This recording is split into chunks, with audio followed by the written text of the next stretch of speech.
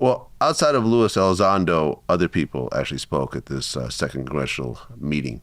One of which was Michael Schellenberger, who's an independent journalist, and he claims that an informant gave him a secret 12-page document that went over Immaculate Constellation, which is reverse engineering of UFOs. Right. Can you explain this? Well, that was one compartmented code name, right, that he had information on.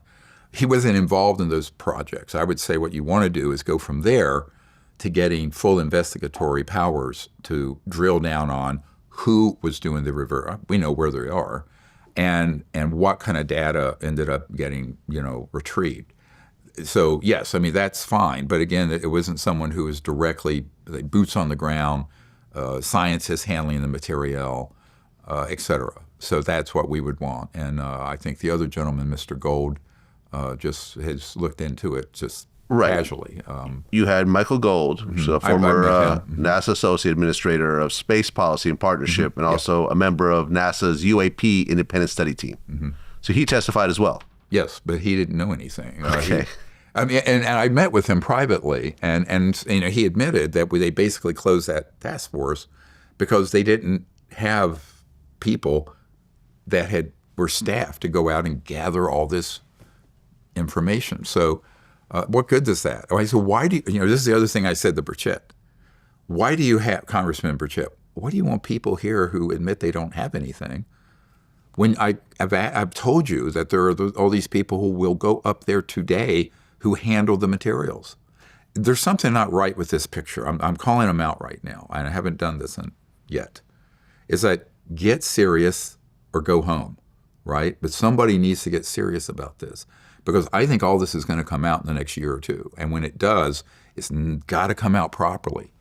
One person very close to the intelligence community told me after the election, he said, if this comes out the way it's being directed now, it'll be 1,000 times worse than COVID. It'd be a global catastrophe. So there's 1,000 ways this goes wrong.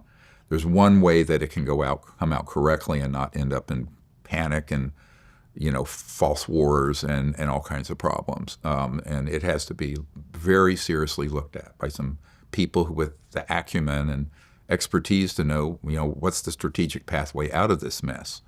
And I think one of them is there are a lot of people in these covert programs really want to come forward. They do. Just like there are a whole bunch of people like that. But there's not a path for them now yet that's safe. Well, the other person that was at this hearing was Tim Gallaudet. Gallaudet. Gallaudet, right. Who was a retired Rear Admiral with the U.S. Navy. Now, is this someone who knew what they were talking about? My understanding is that he's also sort of an operative. Okay. Like Lou. And, look, these guys have their slice of here's what you're supposed to do and say. And there, too, I think that it's much better if you pull in people who are more the boots on the ground guys, rather than folks who have a questionable agenda. And that hasn't happened yet. I have not seen a single person except the people. I will say this. The Senate Armed Services and Intelligence Committee have met with some very excellent, serious people that we have brought in, and some from other sources, that they have privately provided information. And then, at least back until about a year ago, we would then take them over. They would take them over after I handed them off and would take them over to the Senate. They would then be taken over to the Aero office at the Pentagon. But of course, that ended up being a total storefront fraud that just covered up all their testimony, as you know. Or if you don't, we'll talk about that.